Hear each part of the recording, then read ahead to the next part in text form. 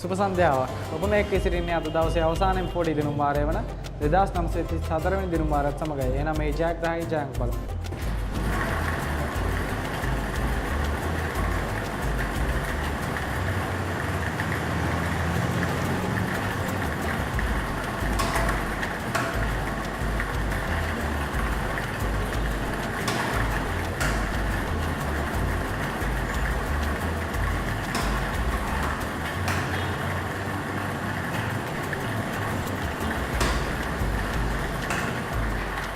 විදාස් 934 වෙනි දිනුම් වාරයේ ජයග්‍රාහී ජයංක වන්නේ ප්‍රථම අංකය අංක 7, දෙවන අංකය අංක 2, දෙවන අංකය අංක 3, සිව්වන අංකය අංක 4.